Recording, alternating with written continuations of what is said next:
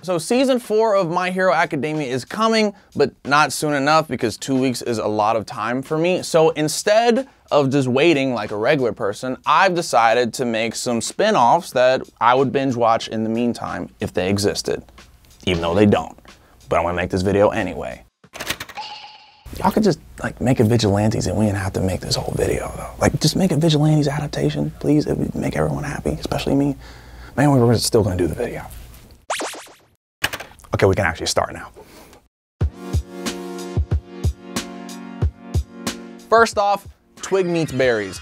I don't know why I called it that, but you'll see kind of why in a second. So maybe you're like me and you're into some lightly scripted TV drama. If so, you're in luck. I binge watched all of Love Island for this moment. Of all the UA students, there's one who's reality TV gold. Any producer would love to get him in front of the camera. I'm talking about Mineta. Don't click off yet. I got a good explanation. Okay, stick with me here. Sure, he's cringy and terrible to watch in real life, which is why we should watch him on The Real World. Or maybe True Life, I'm a creepy great boy. But where I think Mineta would really shine is on a flavor of love style dating show. Great show, by the way. Bunch of like 20-somethings going for this crusty man with a clock around his neck. It's a great concept. If you're anywhere near MTV or VH1 in the aughts, you'll remember all of those reality dating shows with increasingly dubious premises and D-grade stars. Heavy quotations on the stars. Like slightly more famous than me stars. But the pinnacle of the form was Flavor of Love. Now, I'm not gonna argue that Mineta had the same star power as Public Enemy frontman Flava Flav. Now, Flav launched 1,000 reality TV spinoffs, and that was after being nominated for 5 Grammys. But Mineta could bring his own style to the genre, and I knowed he'd thrive in a setup where a bunch of eligible bachelorettes were vying for his affection. I don't know why they do that, but let's pretend they do. But it's on him to keep them interested. Mineta will go on a series of dates with the contestants, and if the dates don't slap him, throw a drink in his face, storm out, or otherwise physically assault him, he wins a chance to win another date with a different person. Because chances are they probably didn't have a fun time anyway. For their trouble, the contestants will get their parking validated and a shot at being the next Tiffany Pollard. I mean, I think that's a pretty good deal to me. On the polar opposite of the spectrum, there's Todoroki. This fan favorite heartthrob definitely deserves his own show. And with his frosty stare, tsundere vibes, and complicated family drama, he's begging to be a K-drama star. Wait, isn't he Japanese? It's fine.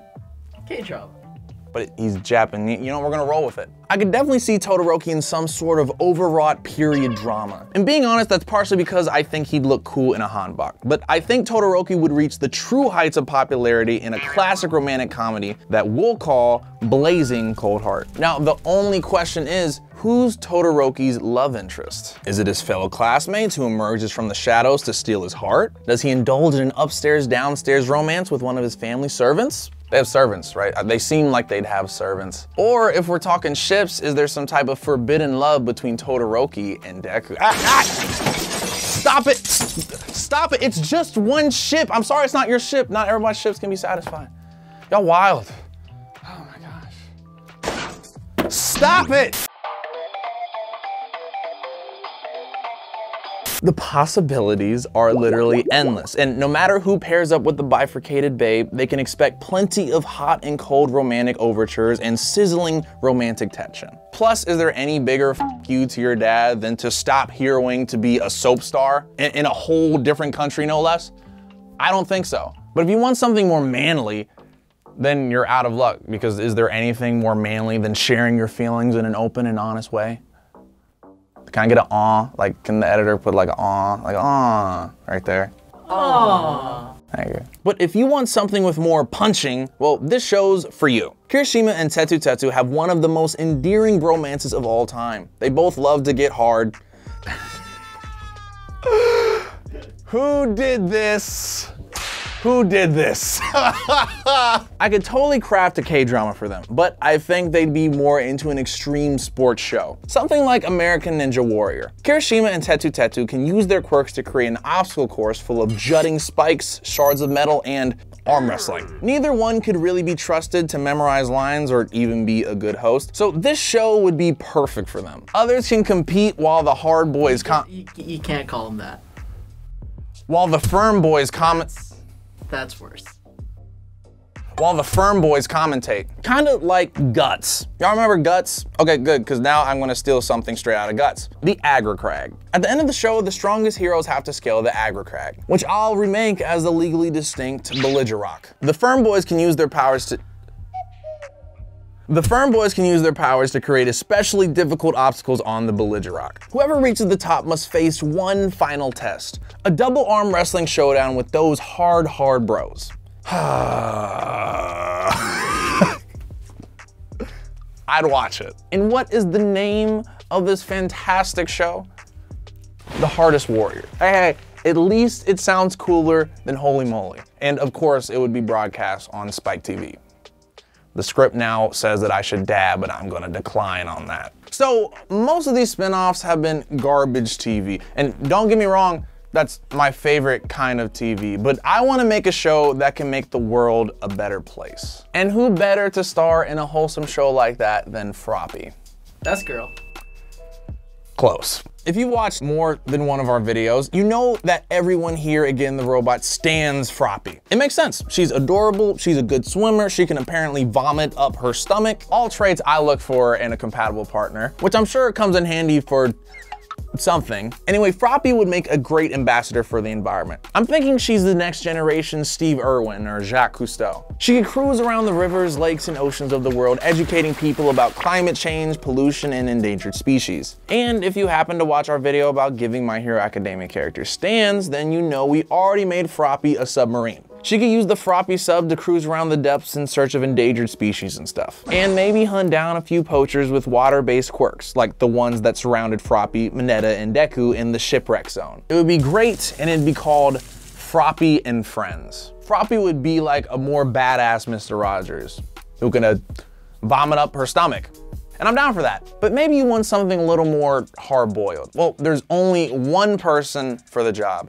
You know him, you love him, it's... Now Massa Zukowski. Now Massa Zukowski. Okay, maybe I should have used his hero name. True Man. Still nothing?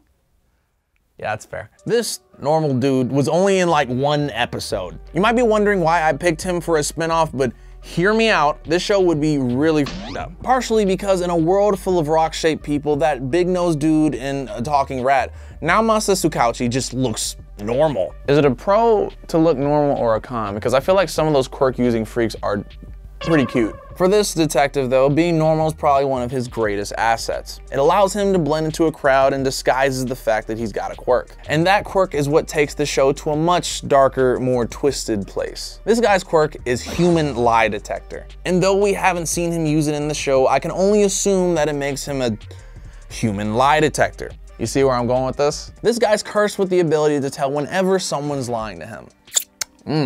The taste of a lie. But seriously, imagine going through life that way. Do you like my look? If you're going for a knockoff Inspector Gadget look, then sure. Will I ever be as good of a cop as the chief of police? Nah, man, that guy's literally got a dog face. You can't beat that. Am I ever gonna star in a story arc here? Not to mention how effed up dating this quirk must be. I'm grateful when my date tells me they're having a good time because I need those lies in my life. I'm very insecure. It's a personal problem. Probably shouldn't be talking about that right now. But all True Man has is the cold, hard truth. So yeah, it'd make him a good crime fighter. He could always tell when a crook is lying to him. And if he wants to take it to the next level and be an interrogator too, he just might be able to stop a few crime sprees. I think his show would be a mix of a crime procedural and a relationship drama. And we'll call it the True Man Show. I get it. Because you know, there'd be plenty of drama with that quirk. All for one, think you could do this guy a solid and take his quirk? I think he would be very happy. That last one kind of bummed me out, so I'll make something a little more uplifting. Something that'll make my heart soar. I know, how about a home improvement show starring Mount Lady and Kamui Woods? This celebrity odd couple is just begging for their own spinoff. Call Ty Pennington because this is Extreme Home Makeover, My Hero Edition. Mount Lady would be the demolition expert. I can see it now. An unsuspecting family hears a knock on their door. It's their favorite pro hero, Mount Lady. They invite her in, ask her to stay for dinner, and then she gigantifies as they watch the debris of their beloved family home fall around them. So wholesome. Luckily, the show keeps Miss Joke on a retainer so she can forcibly stop those tears. Forcibly. In the meantime, Kamui Woods steps in as everyone's favorite pro hero turned sexy carpenter. Jesus got nothing on you, bud. Soon enough, the wreckage of the family's home rises and knits together as Kamui Woods uses his arbor quirk to build a new house. Oh, are you admiring the wainscoting? That's a little something Kamui Woods calls lacquer chain prison. Maybe Momo could guest star as an interior designer, pulling area rugs, ill-advised wall decals, and lamps from her chest. As long as Tokiyami isn't decorating, this family still has a chance. Sure, they lost most of their possessions in the process, but now they have a Swiss Family Robinson-style treehouse. That's pretty cool. I don't see the problem here. If you want to break from ridiculous reality shows, I'm sorry, that's not happening. But this next one's gonna be nice and chill. So chill, in fact, that it would be best as a continuous live stream than as a show with 20-minute episodes. Because why harsh the mellow? We love Aizawa almost as much as we love Frobby, so of course he's getting a spinoff. Now, Eraserhead couldn't be bothered to be in any sort of scripted show. He's not social enough to want to host a game show or be a reality TV star. But with those sleepy eyes and that weird bandage scarf thing, you know this guy could still pull in the ratings. But he's got to do it in his own way, which is why I think he'd star in